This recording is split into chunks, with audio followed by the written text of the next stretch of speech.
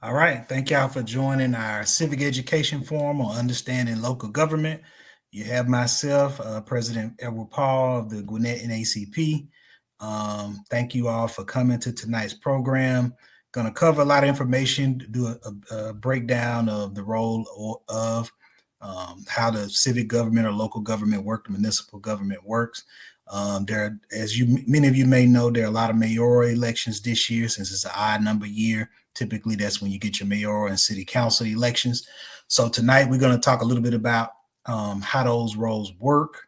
That way, when you get ready to, start looking at candidates to support for city council or mayor, you can have a deep dive or a deep understanding of what they do and what some things you need to be advocating for based off what that role does. But before we get started with tonight's program, do want to cover a few announcements that we have of upcoming events. So tomorrow on Monday, September the 15th, we will have our educational town hall at Discovery High School at the theater at Discovery High School in Lawrenceville, Georgia. This will be titled the GCPS Progress Report. So you will have special guest interim superintendent Dr. Al Taylor, who will be there along with some of his staff to talk about what's the progress on Gwinnett County Public Schools and give a deep dive into some upcoming milestone achievements, comparing upcoming milestones to the previous year and things of that nature. That's going to be at 6:30 p.m. at Discovery High School in Lawrenceville. So it's a free event, so please show up early, just, for parking purposes. The event will take place inside the theater at Discovery High School. So we look forward to seeing you all there. We will take questions from the floor. So for those of you who attend who may have questions for the interim superintendent about GCPS, that's a great event to definitely show up to and ask your question, as well as listen to some of the updates. We know Gwinnett County Public Schools have been in the media lately as far as comparing their milestones. And so Dr. Al Taylor be there to kind of set the record straight on where the school system stands in terms of their milestones and key performance indicators coming into the 2025-2026 school year. And again, that'll be on tomorrow, September 15th at 6:30 p.m. at Discovery High School. The next event we have will be on Tuesday, September the 16th. And that will be at Hopewell Baptist Church in Norcross. That's our national voter registration event. That'll be also starting at 6:30 p.m. At that particular event, we will have Public Service Commissioner candidate Peter Hubbard, who will be there to basically give us a breakdown on the role of the Public Service Commissioner. What is his plans if he is elected? Again, that is an event. We did invite all of the candidates to show up, but he was the only one that accepted. So he'll have the floor to discuss the role of the PSC and why you should be supporting him as he looks to run for that particular position in this fall election. So this year, as many of you know, we got a lot of elections to vote for. For those of you who live in the city limits, you're going to have to go to your local city halls, most of you, to vote for your city council and mayors this year, depending on what's on the ballot. And then for those of you who are outside of the city limits, you definitely have an election to vote for. You have to go to your regular early voting precinct to vote for the Public Service Commissioner. Also at that same Tuesday event on September the 16th at Hopewell Baptist Church in Norcross, we will have some special guests that'll be on to discuss eSplice. For those of you who don't know, eSplice is the funds that the school system collect to pay for the upkeep of the schools, of the HVAC, to purchase new schools. So again, we definitely want to vote yes on that, but we'll have somebody that'll break down what all that particular sales tax covers within Gwinnett County. So definitely, like I said, come out on Tuesday night at Hopewell Baptist Church at 6:30 p.m. to be part of that particular event. It is also a free event to come into. And like I said, we'll take questions from the floor for Peter Hubbard, for anybody that got questions about eSplice. And we will touch on some of the municipal races that are taking place this fall as well. But tonight we do have a special guest, Mrs. Phyllis Richardson, and I will Let me add the slide to the stage just to read a little bit of her background. So Ms. Richardson was born in Topeka, Kansas. She has over 4 decades of political and government experience. She began her political career as an aide in Miami-Dade County Commissioner, worked as a legislative aide with 2 Georgia state senators. She also served as the National Regional Political Director for the Harris-Walsh campaign. She's a political action ministry leader at New Jerusalem Baptist Church, whoop, whoop, for New Jerusalem. And she's the first African-American to serve as city clerk in Snellville. So I couldn't think of a better person to come on tonight and definitely give us a breakdown of local government than Mrs. Richardson. So I will ask our, yes, thank you, Ms. Richardson, for coming to the stage and covering our forum tonight. How you doing? I'm well. Thank you so much for having me. I want to say hello to all those that are listening and watching this live stream. Absolutely, absolutely. So we're just gonna jump right in, and I'll start with your first slide and go from there. Sure. So CODE is an organization that I started through conversations with my pastor. One time he wanted me to just do a quick teach class at the church of some municipal things. And through that, I developed CODE, which stands for Civic Outreach and Democracy Education. Okay. Next slide. Sure. So there are several forms of governments that take place here in the state of Georgia. They are mayor council as a strong mayor. Then you also have mayor council as a weak mayor, council manager, city commission, and then a hybrid form of government. And we're going to dive a little deeper into each of those. And right now we're going to start with our strong mayor. And so currently here in Gwinnett, we do not have a city that carries out their form of government as a strong mayor type of form of government. However, I wanted to make sure that you did understand what it was and to kind of give you some examples. So the city of Atlanta operates under a strong mayor form of government. And so here's where some things get a little tricky and a little gray areas. Warner Robins also in that gray area have some strong mayor-like powers, as well as that mayor has some executive responsibilities. But this is where it gets crazy again and changes a little bit from that strong mayor. That mayor can only vote like all of the other council members. So it's not quite, and it's not quite hybrid, but it's not quite a strong mayor, but they've taken some things from the strong mayor to operate their city. And so people may say, well, okay, yes, I know the mayor of Atlanta and I've seen him on TV, but to kind of give you a little more in depth of what a strong mayor could do, just in case if we ever get any cities here in Gwinnett that move into that category. So that mayor serves as the executive, the chief executive, with powers to hire, fire department heads, veto council decisions, and oversee the daily operations of the city, as well as proposes the budget priorities, which will impact the city program services, employee wages, and benefits. But the council, they also work to pass policy for the city. And in some incidents, they can have the authority to override the mayor's veto. And so that can get to be a little form of a messy government at times, depending on who the mayor is and what council members you have on the board. But they also pass policies for the city that can include decisions on public safety, planning and zoning, and community services. And so because, Oh, go ahead. I'm gonna let you finish that thought. Go ahead. All thing I was going to say is, I guess for the audience, so a strong mayor almost operates on maybe a smaller scale, but very similar to like a governor or a president. That relationship that the governor may have with Georgia Assembly, which is your state house and state senators, in a strong mayor form of government, the mayor almost operates in a similar sort of way. By, like you said, be having the power to veto certain ordinances that the city council may want to pass, similar to how a governor can maybe veto certain bills that the state house and the state senate may pass through the legislature. Correct? Correct. And Okay. just think of a CEO. He is the CEO. Just like how a CEO runs a business, he runs the city, or she runs the city that way. Right. Whoever is the mayor, but that they are the chief executive officer of that city. Okay.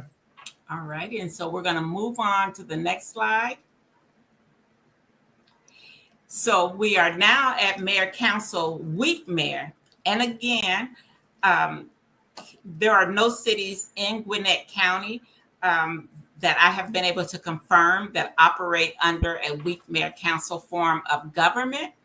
But in that case, the mayor's role is mostly ceremonial, and they have administrative duties that are handled collectively with the council. And so that particular mayor would provide leadership as the official spokesperson for the city and represent the city at any governmental event or functions. They pass policies for the city that can include decisions on public safety, planning and zoning, and community service, just like the strong mayor has that responsibility as well. But the council members and the mayor share power as it relates to passing policy. And so the council may have power to appoint department heads or approve mayor's appointments. And those appointments, you have to really dig down into the charter, and we'll talk about the charter a little later. But those are some things that council can do under that form of week mayor. So in this particular format, the way I'm reading it and the way you're explaining it, the mayor almost operates as an extension of the city council. So he almost like, if there's 5 people on the council, he almost like the additional council member, just maybe with a few additional duties added to his particular role. Correct. Correct. And depending on how the charter is written, sometimes that mayor votes along with council members, and then other times that mayor may only just be there to run the meetings, be present as the spokesperson for that city, and not be able to necessarily vote on things or veto. So you have to really dig. So these are just kind of like the shell of each of these forms of government, because even though a city can be under a mayor council week mayor, if there's some things that's in their charter that gives them a little more responsibilities or powers, then that's incorporated. And so a lot of these cities, they know this as they're being developed and move forward. And so it's important that we all stay involved. And so we'll go to the next slide. So, council manager. Most of the cities in Gwinnett County fall under this form of governance. So, and is used not only just here in Gwinnett, but a lot of cities throughout Georgia use this form of governance. And so the elected council members, they hire a professional city manager to run the daily operations, manage staff, implement policies. But the mayor, sometimes, depending on how their charter is set up, the mayor could be chosen by council members, or they can be voted in by the residents of that city. But either way, the mayor is just primarily the policy leader and ceremonial head for that particular city. The council acts as both the legislative body and the board of directors, setting policy and strategy and strategic direction, rather, for that city. And then the city manager executes those policies and runs the daily operation based on what the council members and or the mayor has voted to pass. And so in this form, council members have more collective power since there is no strong mayor, and decisions are made collaboratively, hopefully. But if you've been to any of the council meetings, you know that may not quite be the case. Be part of how things go. And then depending on the structure, the council members may hire and oversee the city manager, and then sometimes that responsibility will fall up under the mayor. And again, it's just how their charter is completely structured. Okay. And like you said, in Gwinnett, most of, and I did my research on this too, like you said, overwhelmingly majority of the cities in Gwinnett County are under this sort of council manager format. And I just want to be clear, just for those watching at home, pretty much the city manager, which is an appointed position, similar to like a superintendent of the Gwinnett County schools, or similar to the county admin at the county commissioner level. They operate pretty much, the city manager operates almost like the CEO. He's like the executive branch, if you want to use the federal government term, of the city, and works pretty much pretty much on behalf of the city council. Correct. But the city council sets the policies. So the city manager does not create the policies. Right. Pretty much he just carries out what the city council and or the mayor has whatever laws that they or ordinances that they have passed to designate certain things. Yes. And so, but again, although most of the cities here in Gwinnett operate under that form of government, I wanted to give you a few examples just so that you can see how they vary. Okay. And so, for example, Suwanee has a city manager that handles the day-to-day operations and budget and implements policy. But the mayor mainly presides over the council meetings and represents the city in the public. Okay. But in Lawrenceville, a city manager carries out the daily administration per the city council's policies. And so then you get to Peachtree Corner, where the city manager is the executive, while the elected mayor and council set the policy. And so again, the manager has a little more power in Peachtree Corner versus in Suwanee. Okay. And then when you get to Snellville, the mayor holds mostly a ceremonial role, with the city manager handling all the administration parts, and that city manager mostly reports to the city council. Okay. And then Duluth, the mayor and council appoint the city administrator and clerk, and the administrator oversees the municipal operation. But then when we get to the city of Grayson, it was hard for me to really get a full understanding of their structure, and a lot of information was not available. So that is something for those that live in the city of Grayson, really want to speak to their council members and the mayor to kind of get more of an understanding of, okay, if we are a council manager form of government, like most of the other cities in Gwinnett, why isn't that information available or easily found as it is with some of the other cities? And so, it's just one of those things that we have to look into and see based on that charter information. So if y'all live in Grayson, then y'all need to be calling the city council and telling them to be a little bit more transparent about how the council manager structure is in Grayson is set up, in terms of what role the city manager has, and where his power begin and maybe the mayor power ends. So that's just good to definitely bring up. So I go to our next one. All right. So city commission. This is rare in Georgia, but here we are. The city of Beaufort works under this or governs under this type of governance. And so Beaufort uses a city commission form and is governed by the commission headed by a chairperson, not a mayor with executive authority. So they have a chairperson who has some of the ceremonial functions of a mayor, but no executive authority.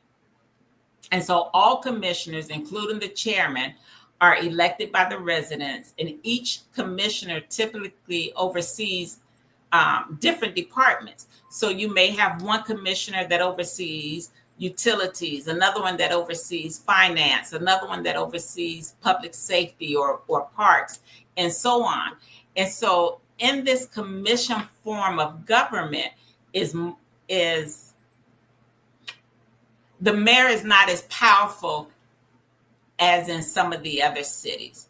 And so for the residents, this means more collective decision making and direct access to commissioners that are responsible for the services that are being provided to the city. Whereas, in another city, something may fall directly under parks, and then you go to the parks department, and then they say, oh, you need to speak to this person, and you kind of get the runaround.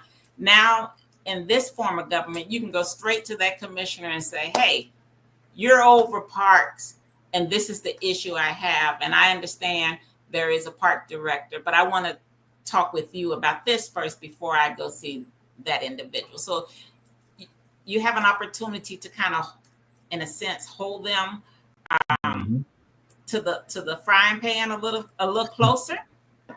The chairman may have a tie-breaking power or more influence over the others, but again, no executive powers. Okay. Yeah, I know you mentioned Beaufort was one of the few cities, or the only city in Gwinnett that's set up that way, and there may be others in Georgia set up that way. But that's interesting. So pretty much, depending on how many people on that commission, I think Beaufort is 3, if I'm not mistaken, is what I remember reading. I think they got a 3-person city commission. So pretty much those 3 people not only have influence over policy making in Beaufort, but they pretty much run the different departments almost like, so they're almost operating in more of an executive / legislative role, because they are not only creating the policies, they oversee the certain departments within the city. They're pretty much the head person of each. Like you said, maybe one person's over parks and recs, the other one person is over the finance department, the other person is over something else. And so pretty much they almost, like you said, operate as a, I guess like as a 3-person just board with no CEO or president. It's just like, hey, we pretty much run things. So it's a lot more influence, like you said, than maybe even a city council would get in more of a strong mayor, weak mayor, or even a city council manager setup. Correct. But, with what we think is a good thing, there's always some bad. So one of the problems that you have with this is those same officials make the rules legislative, and then they carry them out as an executive. Right. And then the other part to that is, although residents can see this as being more effective, it also raises concerns about checks and balances. Right, because you got 3 people that oversees 2 different branches of government. Correct. Right. Okay, so it's like you said, they have more influence. So for those of you who live in Beaufort, I mean, again, definitely make sure that you getting the most out of those 3 individuals that's overseeing the city, because they have a lot of power and a lot of influence. Correct. Next slide. So our hybrid.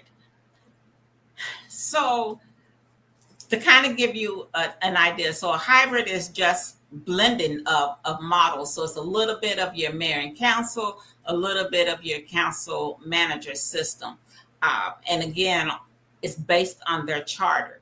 So although Warner Robins kind of acts under this strong mayor, and they're not in Gwinnett County, just for those who may not live in Gwinnett County. Warner Robins is not in Gwinnett County, but they kind of act as this strong mayor form of government. Here in Gwinnett, we have that hybrid blend when it came to the new city of Mulberry. And so for those who may not know, Mulberry is a new city that began operating January 2025 as a city. And it is the second largest city in Gwinnett County, with Peachtree Corners being the largest. Now, with the hybrid form, the mayor, instead of being elected by voters, is chosen annually by the council members. So they select their mayor and decide who would be the mayor for that city. Although the mayor is mostly a ceremonial position and has no presiding authority, and no independent executive power. So it's weaker than a strong mayor system, but they have also incorporated some of the strong mayor parts into it. And so council member government with well, let me not go there. Let me say this. What makes the city, I guess, more of a hybrid model, because of the blending of those two different forms of government. The city manager handles the day-to-day operation and administration and implementation of policies. And so I think the city of Mulberry, if I'm not mistaken, they have 5 council members. And they also appoint the mayor pro tem themselves on an annual thing. So whereas some mayors will serve terms of 2 years or 4 years, depending on their charter, every year you're going to have a new mayor and a new mayor pro tem. Okay. And I know, I think Mulberry actually is the largest city, if I'm not mistaken. And actually, I'm hearing that Lawrenceville has a referendum this fall, if I'm not mistaken, along with their city council votes to actually, because I think Lawrenceville was the largest, and I guess Mulberry passed them. So I think they've put in some type of referendum to expand the reach of Lawrenceville. So a lot of those unincorporated areas are now be incorporated areas, which are pretty much put Lawrenceville back as the largest city in the county. But I think Mulberry actually is number 1 right now, and it bumped Lawrenceville either to, like you said, number 2 or number 3. But they're actually putting in so this fall, those of you that live in the city of Lawrenceville, I think you all will get the vote to expand Lawrenceville so they can get the crown back as being the largest city in the county. I think that is going to be on the ballot this fall as well, along with when you go to vote for your city council and your mayor. Let me see. I guess we go to the next slide. Okay. Sure. So your city charter. So think of your city charter as your bylaws. If you've ever started a business, it tells you what you can do, what you can't do, how ordinances are implemented, and all of that. And so what happens is some of these charters, they go back from when these cities were incorporated as cities or municipalities here in the state of Georgia. And a lot of these charters have information that contradicts,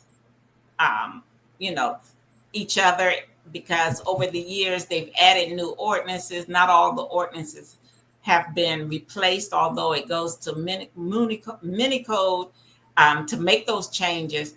Sometimes if that information is not saying, hey, pull this out and put this in there.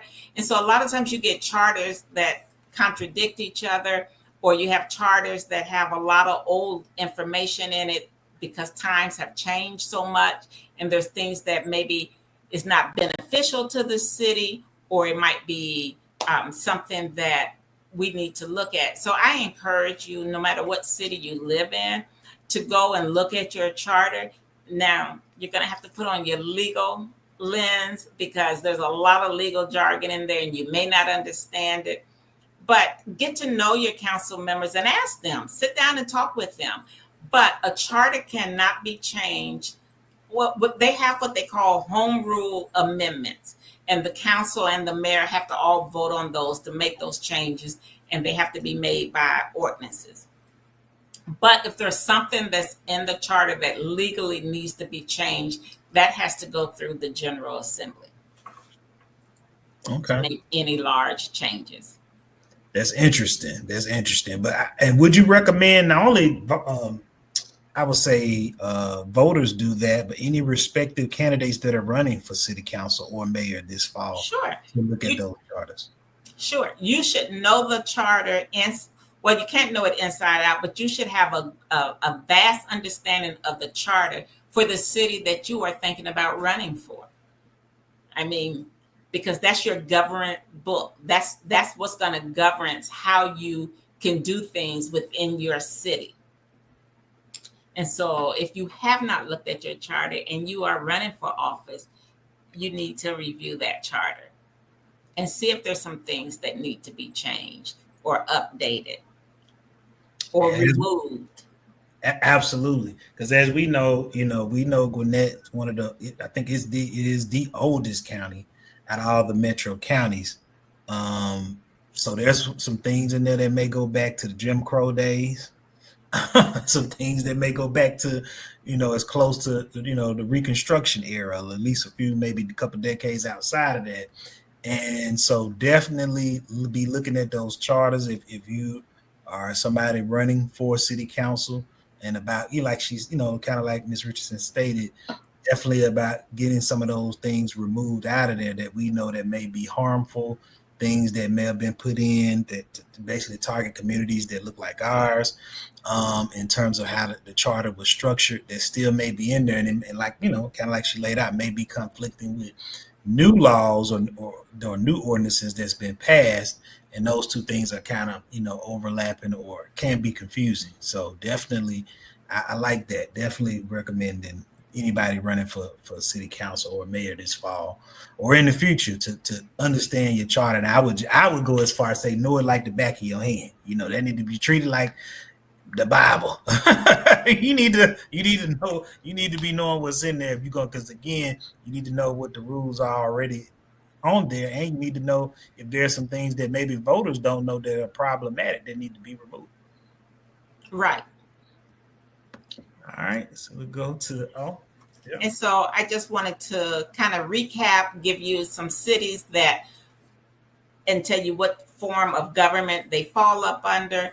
And then again, when you see that when I got to Sugar Hill, Lilburn, Decula, Grayson, Auburn, and Loganville, I didn't have enough data from what I could find in my research to determine what form of government they fell under. And you can call your cities and ask them what form they're under. But because I was trying to compose a lot of information, I did not call each city to gather that information within the time restraint that I have.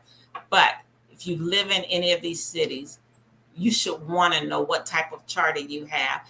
And you can go online and get your charter or review your charter. So if you don't want to talk to anybody in that city, go online and get your charter and read it. Now, I did do a little bit of deep diving myself, and I will say most of those that you got under that example of Sugar Hill, Lilburn, Decula, the only one I didn't get a chance to double check was Auburn. They're all council managers. Okay. Like you said, but those duties may be a little bit different. But they all got that sort of council manager sort of format. Yeah. So Most for of the those, cities, go ahead. I'm sorry, most of the cities here in Georgia are under that. And each of them, if you compare them, you will see they're tweaked a little different. Mm-hmm. And so there's none of them are exactly the same. Same, yeah.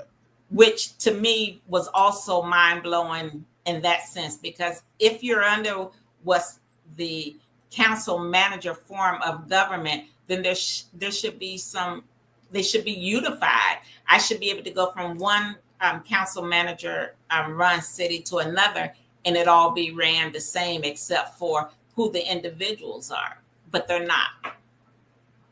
So that goes back to what we said earlier. If you running for city council and you running for mayor, you need to know your charter. You need to know how the structure is set up and how much power does the city manager have or do not have based on how that charter is written. So that, yeah, you need to be doing a deep dive on that. I'll go to the next slide. And so basically, that's just what we were talking about.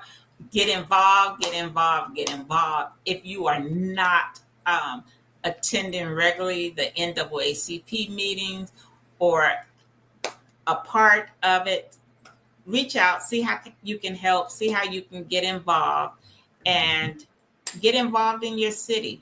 Go to your council meetings, get to know your elected officials, because most of them you voted for. And so if you voted for them, you should know them. And hopefully you didn't vote for them because they were a woman or they were a man, that they were Black, that they look good, that they sound nice. All of those things that sometimes we get caught up in, or because they came to your church. Do some research. Absolutely. And that's why we're going to have candidate forums. So that'll start next month. But right now we're going to keep the focus on and I'm gonna pull the slide down and we'll get into our Q&A. And if for those of you in the chat, if you all got questions, definitely put your questions in the chat for those watching online. So I'm gonna jump right in with just a few questions from the organization. So what powers, and I know you may have covered this in the slide, but just for the people that may have missed the beginning, what powers does a mayor have under a strong mayor system versus a weak? How does the balance of power for them shift? So under that form of government, that strong mayor, he or she is the executive, the chief executive of that city. Mm-hmm. So he can hire and fire people. He or she can hire or fire people, determine how much employees get paid. And so that strong mayor has a lot of power. If the council says, hey, we want to do X, Y, and Z, and the mayor doesn't agree with it, he can veto something that they've passed, just like how your, well, I won't use that example, but how your governor can veto some things. And so whereas your weak mayor or council manager form of government, in the council manager form of government, the council acts both as the legislative body and the board of directors. And so that kind of gives you that separation of, the strong mayor, he's the chief, and your council members, your council manager form of government, you can think of them as the Indians if you were comparing the two. Yeah. Okay. And speaking of council manager form of government, so I guess you kind of touched on it. How should we, and I'm kind of just focus on a little bit on NAACP and other organizations like ours, NCNW, other organizations, United Ebony Society, how should advocacy organizations, Divine Nine organizations, how should we approach advocacy differently? I will just focus on council since most of Gwinnett is council manager. I'm going to stick with that for right now. How should our advocacy approach be And I guess we could say, because again, this is streaming all over Georgia, so it's not just residents in Gwinnett. I know most of the people watching probably in Gwinnett, but we could talk about the city of Atlanta too. How would our advocacy change when trying to advocate for resources in a council manager format for those of us who live in Gwinnett, maybe versus the Atlanta NACP who got a strong mayor format? How would that look different for them versus us here in Gwinnett? I guess give that example. Sure. So let's start with your strong mayor. If we had a strong mayor here in Gwinnett, or if your organization was doing some work in Atlanta, you want to appeal to the mayor. You want to put all of your focus on the mayor because he or she has executive power. Okay. Meaning they can make decisions quickly. They can act quickly on your request.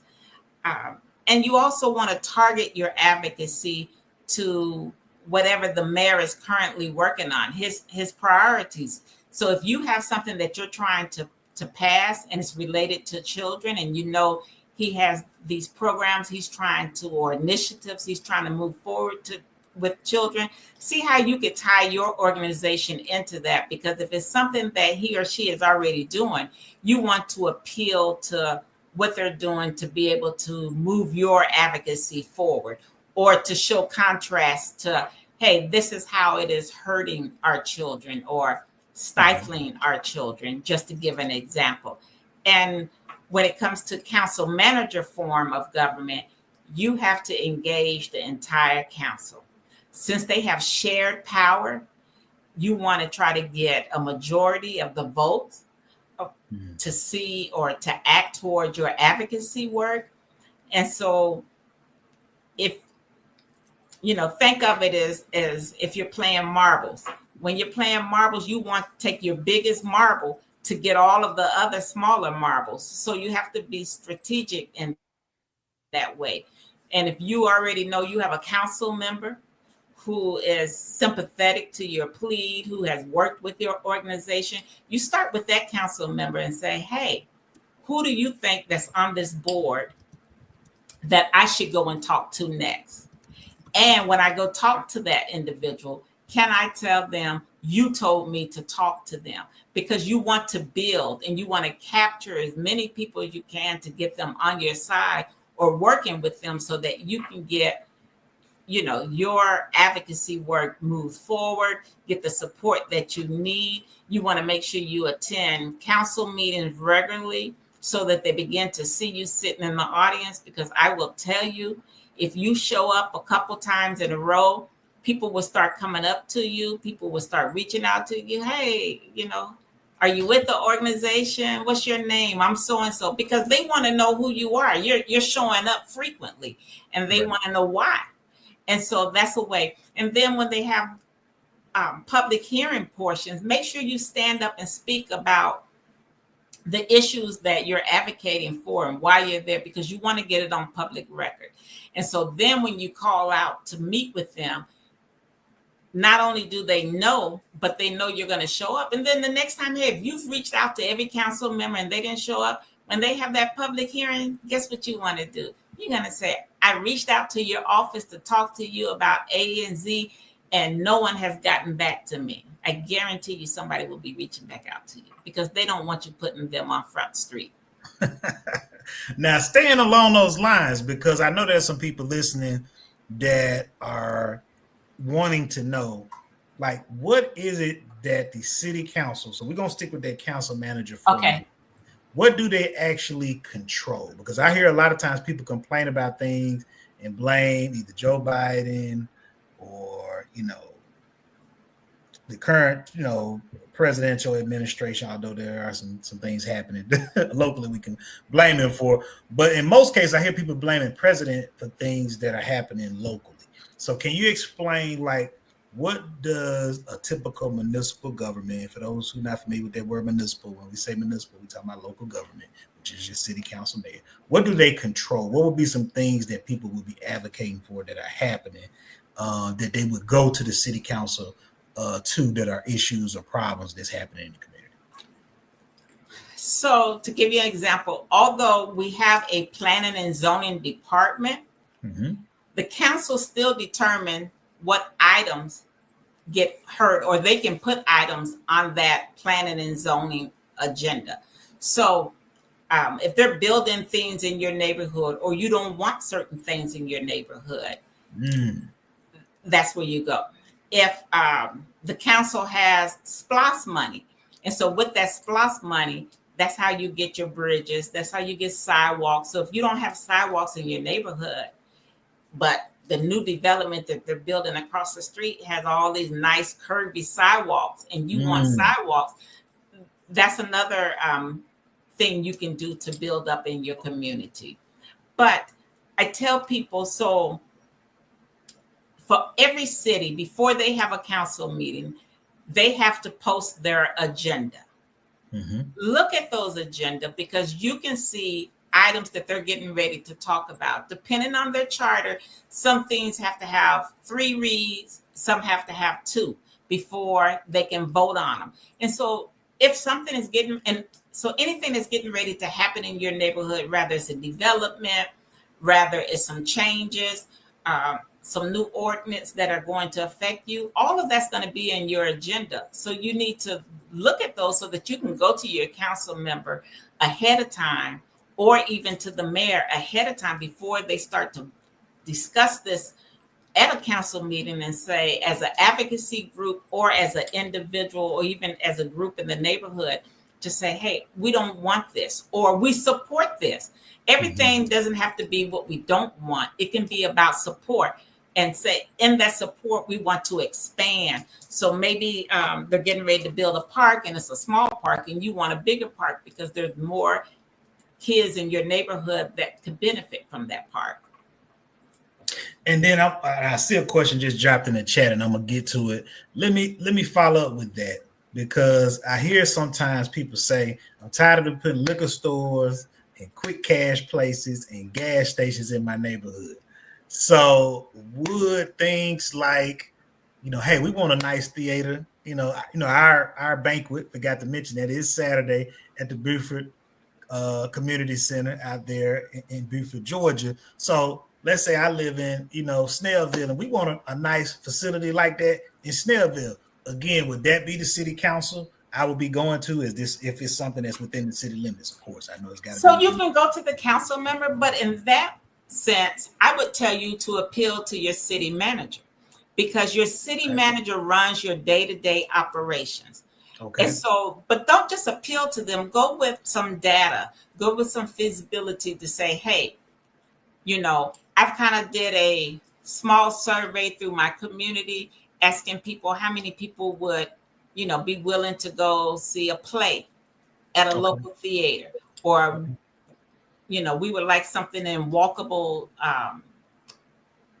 length so that we can attend.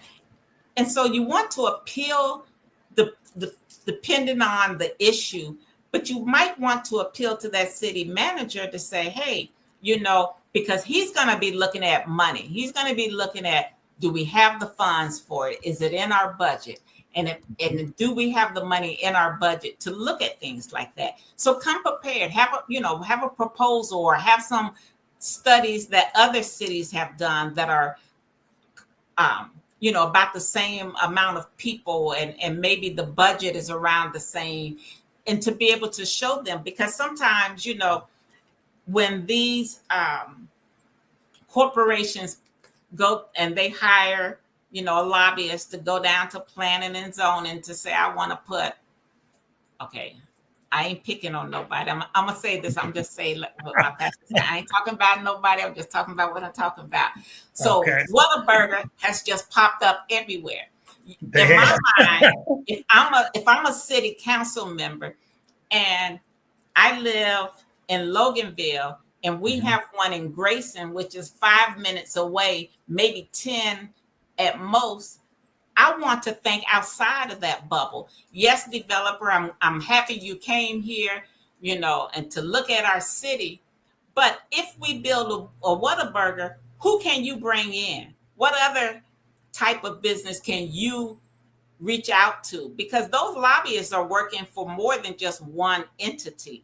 They are working for several. And so we have to think about, how do we want our city to look? Do we want our city to look like a bunch of fast food restaurants on both Right. sides of the street? Or do we Right. want some nice homegrown restaurants or some nice theaters or walkable shops and be a part of that? And although that's happening in planning and zoning, you can believe every commissioner, especially those that are separated by districts, they know what's coming in their district. And so we need to talk to them ahead of time, not once they start building a Whataburger. And I'm like, there's one just 10 minutes down the street. All right. I see we got a question in the chat. Ms. Eric, can you put that on the screen if you don't mind? We can get it on the screen. There we go. Hit it again. And it may take a little bit. All right. So this is from Miss Stevens. She says, where does the city council post their agenda and how often does the city council meet? So each city is different, but if you go onto that city website and then go under where it talks about your commissioners, each of them have it titled different. So I don't know based on the city, but it's easy to find. And if you go up under that city, it will tell you the days that they have their meetings, not only their council meetings, but as well as their planning and zoning meetings, the times, and then it will tell you when the agenda is posted. It has to be posted according to their charter so many days prior to the meeting, and all of them are they're all different. So you have to, but it will tell you on that website. And they meet once a month, right? Typically, I would imagine it's at least once a month. The city council, they have a council typically. Well, yeah, so they have their council meetings, but then they also have work session meetings. Some of them have the work sessions on the same day that they have the council meetings, and some have it different. Some have their meetings like every third Monday or every thing. So, but if you look on their site, they will tell you. And I will say, just from, because I haven't been to as many council meetings because I've never lived inside of incorporated parts of any cities. I mostly always lived in unincorporated, so I always, like most of Gwinnett County, I'm in the larger number that's being typically managed by the county commissioners. But that quarter of the county, a little over a quarter of the county, that is, or right at a quarter of the county, that is being governed by their local city council and mayor, or in mostly Gwinnett case, city council and city manager.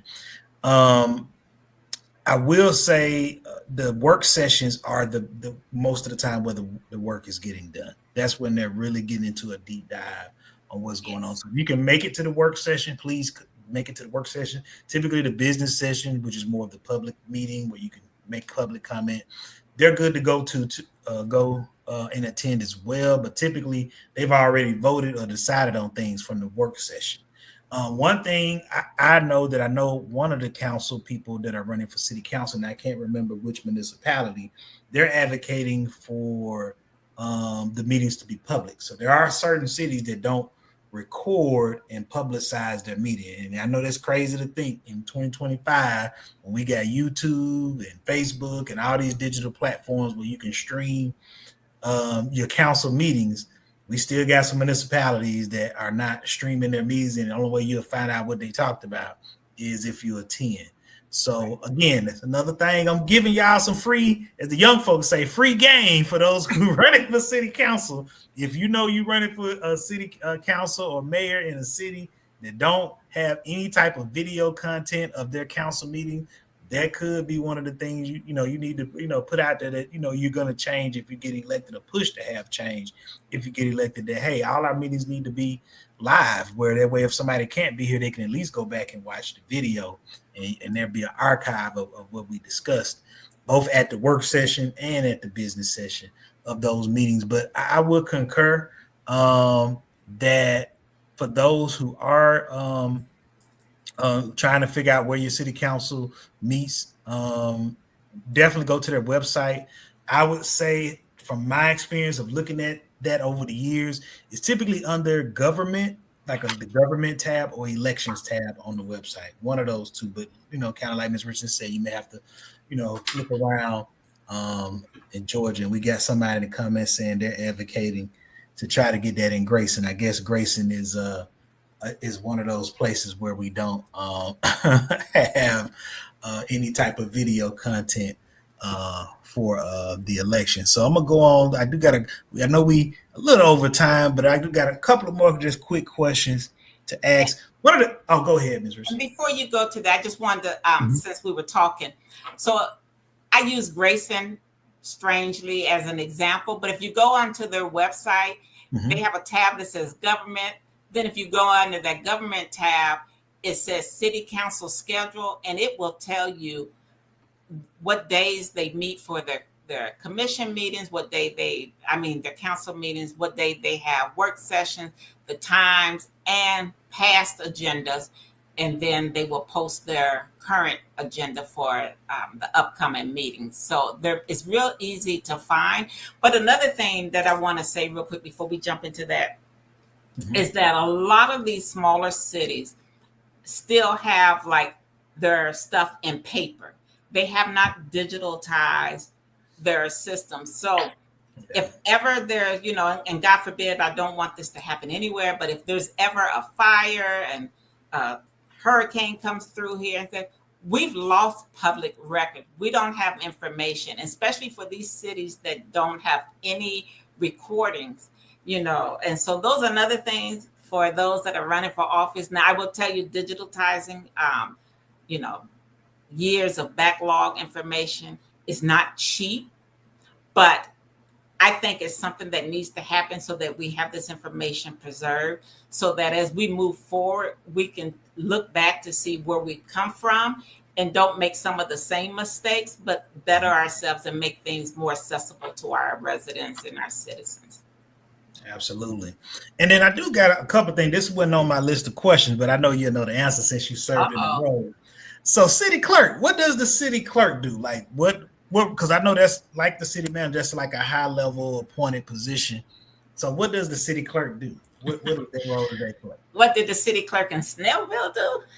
Or any municipality. Does it vary from one municipality to the next, or their roles are pretty much the same? Because the city clerk in Snellville didn't get to do what a city clerk does normally. But so your city clerk is your official record keeper. Okay. He or she takes the minutes for all of the meetings that happen there at City Hall. They also oversee your public records requests. Okay. In addition to that, in most cities, they are the superintendent of election. So they pretty much almost operate like a Secretary of State type situation where they're when it comes to the election. So they are the superintendent of election. Okay. Interesting. So they run the elections for the municipalities. Right? Correct. So for people at home to understand, we do have a board of registration elections that runs the county's elections for like our statewide elections, our countywide elections.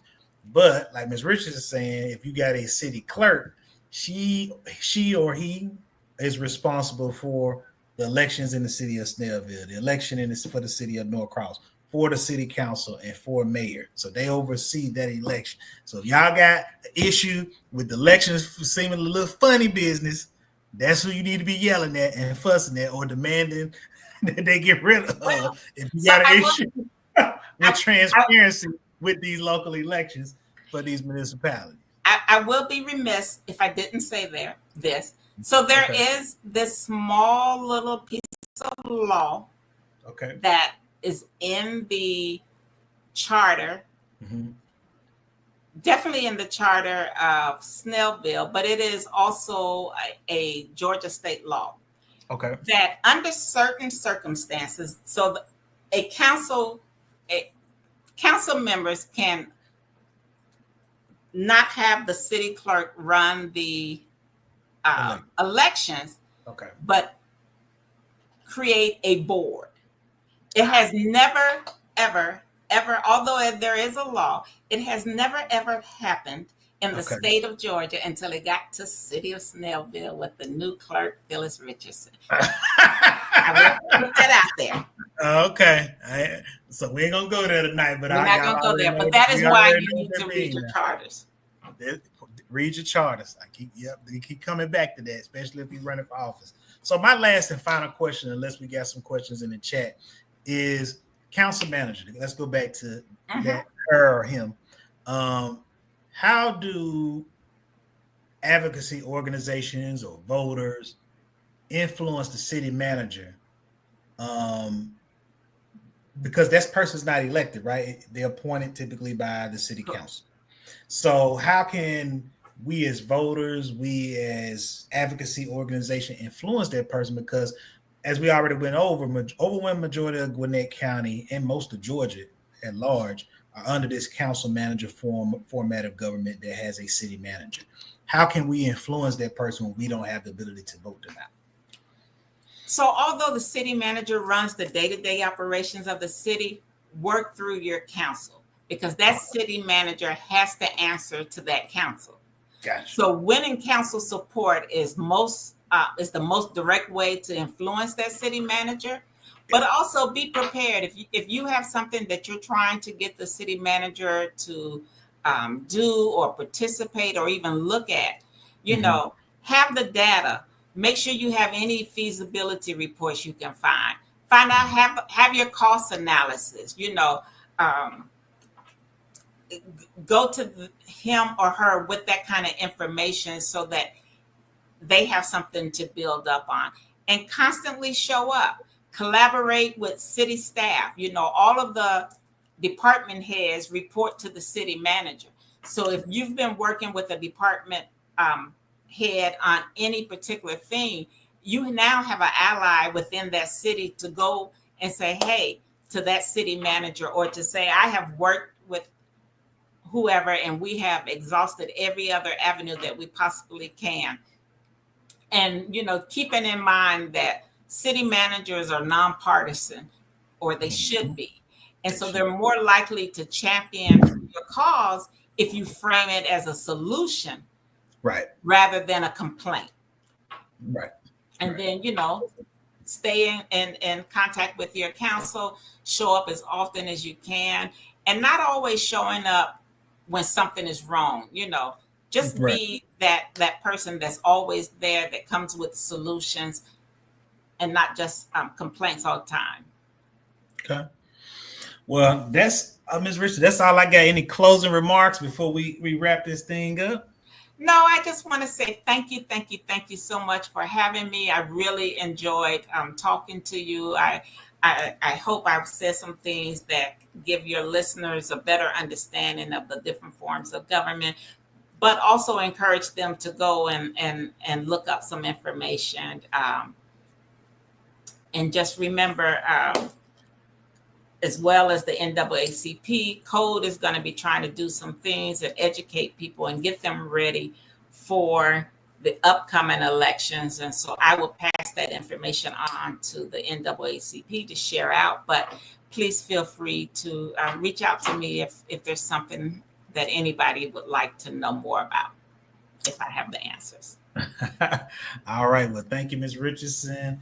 We're going to put you backstage as we get ready to wrap up. So first of all, I want to thank all of you all for attending our meeting, our civic education forum tonight. Again, I hope you got a lot out of this. The biggest thing for me that I took away from all of this is just, one, getting to know the different department heads of these different departments within the city, and have a plan. Talk to them about some of the issues and some of the concerns, and have that chain of communication. Talk to everybody on the inside, develop those relationships, and then, like she said, have an idea how much certain things are going to cost. And then once you got all your ducks in a row and all your data and all your facts, then going before the city council and make a presentation to get some of these things done. And if they're not moving on things that should be things that they should be moving on, then you have the ability to vote them out. So, as we see it here in Gwinnett County specifically, most of our cities are council manager cities, which means, those who represent us on that city council have a lot of power and a lot of influence over that particular city. And so we just need to be mindful of that and mindful of the type of people that we're electing to those positions. So hopefully you all got a lot out of this tonight. This will help you get some questions and some ideas and things that you may want to see. I know a lot of people complain about the overdevelopment in some of their cities. That may be a hot button issue for you with who you determine on who you elect to city council. So definitely, hopefully, like I said, we gave y'all a better understanding of how that works, so that when we get to our candidate forum, you'll come with your questions for the candidates in the municipalities we're going to be doing those candidate forums in. Do got a couple of quick announcements before we wrap up.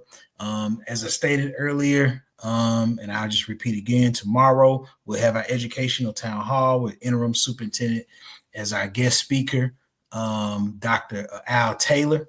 And that's going to be tomorrow on September the 15th at 6:30 at Discovery High School in Lawrenceville. The host of that will be Second Vice President Education Chair John Cox.